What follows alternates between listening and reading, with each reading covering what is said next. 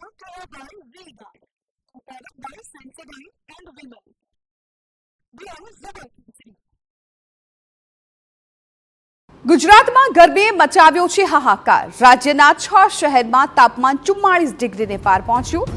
સુરેન્દ્રનગરમાં સૌથી વધુ 45.5 ડિગ્રી તાપમાન, ડીસામાં 45 ડિગ્રી મહત્તમ તાપમાન નોંધાયું. રાજકોટ અને ગાંધીનગરમાં 44.5 ડિગ્રી તાપમાન, અમદાવાદ શહેરમાં મહત્તમ તાપમાન 44.5, ભુજમાં 44.1 ડિગ્રી મહત્તમ તાપમાન.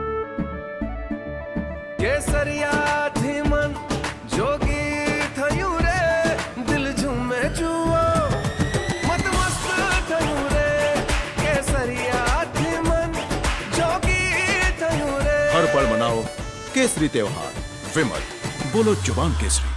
ભાવનગરમાં 41.8 ડિગ્રી તાપમાન નોંધાયું છે. અમરેલીમાં 43.4 ડિગ્રી, છોટાઉદેપુરમાં 41.4 ડિગ્રી તાપમાન નોંધાયું છે. તો આગામી 5 દિવસ સુધી નહીં મળે ગરમીથી રાહત. સૌરાષ્ટ્રથી લઈને કચ્છ સુધી હીટવેવની આગાહી છે. દક્ષિણ ગુજરાતના જિલ્લાઓમાં પણ હીટવેવનું હવામાન વિભાગનું અનુમાન છે. હવામાન વિભાગે કરી છે અંગ દજાડતી ગરમીની આગાહી. પોરબંદર, જૂનાગઢ, ભાવનગર, સુરેન્દ્રનગરમાં હીટવેવનું અનુમાન.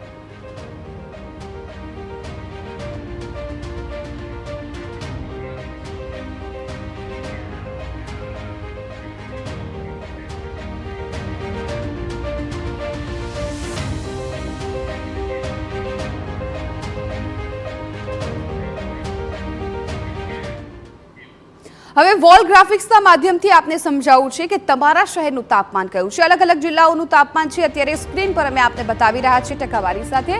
આપ જુઓ કે અમદાવાદમાં 45 સેલ્સિયસ તાપમાન છે અને હજુ પણ આગામી દિવસોમાં પણ આટલી જ ગરમી પડવાની હવામાન વિભાગે આગાહી વ્યક્ત કરી છે. હવે વાત સુરેન્દ્રનગર કરીએ, ત્યાં પણ એક ગરમીનો પારો હાઈ છે.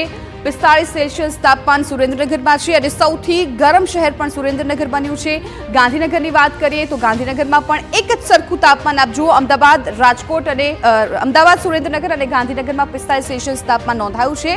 અને આ સાથે અન્ય જો જિલ્લાની વાત કરવામાં આવે તો એની જાણકારી પણ આપણે આપી દઈએ. આ 3 એવા જિલ્લાઓ છે કે જ્યાં 45 ડિગ્રી તાપમાન નોંધાયું છે. હજુ ચોથો જિલ્લો આમાં ઉમેરાઈ ગયો છે, આણંદ. આણંદમાં પણ 45 સેલ્સિયસ તાપમાન છે એ નોંધાયું છે. એટલે જે પ્રકારે હવામાન વિભાગ પણ હીટવેવની આગાહી વ્યક્ત કરી રહ્યું છે એ જ પ્રમાણે તાપમાન પણ અલગ અલગ જિલ્લાઓના જોવા મળી રહ્યા છે. નડિયાદમાં પણ 45 સેલ્સિયસ તાપમાન છે એ જોવા મળ્યું છે. ત્યારબાદ પંચમહાલની વાત કરીએ તો ત્યાં એક થોડું તાપમાનમાં ઘટાડો જોવા મળ્યો છે. 44 સેલ્સિયસ તાપમાન છે એ પંચમહાલમાં જોવા મળ્યું છે. બનાસકાંઠાની વાત કરવામાં આવે તો બનાસકાંઠામાં પણ એટલું તાપમાન છે, 44 સેલ્સિયસ જેટલું, 44 ડિગ્રી તાપમાન. હવે કચ્છની વાત કરવામાં આવે તો કચ્છમાં કમ્પેરિઝનમાં ઘણું ઓછું છે. 42 ડિગ્રી તાપમાન છે એ કચ્છમાં નોંધાયું છે. અમરેલીમાં 43 ડિગ્રી તાપમાન છે નોંધાયું છે. 43 સેલ્સિયસ તાપમાન છે નોંધાયું છે.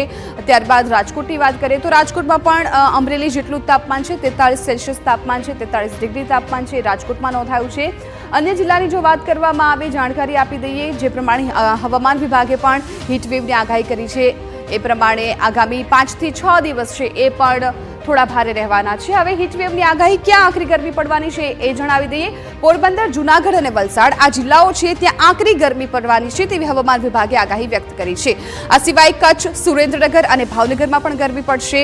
પોરબંદર, જૂનાગઢ અને વલસાડમાં પણ હવામાન વિભાગે હીટવેવની આગાહી આપી છે. આગામી દિવસોમાં આ જિલ્લાઓમાં હીટવેવની શક્યતાઓ છે એ હવામાન વિભાગ તરફથી જોવામાં આવી રહી છે. સ્ક્રીન પર આ જિલ્લા પણ આપણે જોયા. તો આગામી જે 6 દિવસ છે એ 6 દિવસ દરમિયાન ગરમીનો પારો હાઈ રહેવાનો છે અને હજુ પણ ગરમીમાંથી રાહત લોકોને નહીં મળે. તો આ વડોદરાની વાત કરવામાં આવે તો હીટવેવની અસરથી લોકો બીમાર પડ્યા છે. ગરમીનો પારો 43 ડિગ્રીને પાર થતા વધી છે હાલાકી. વડોદરા શહેરમાં 500થી વધુ લોકોની હીટવેવની અસર થઈ છે. ગભરામણ, બીપી, ચક્કર, ઉલટી, ડિહાઇડ્રેશનના દર્દીમાં વધારો થયો છે.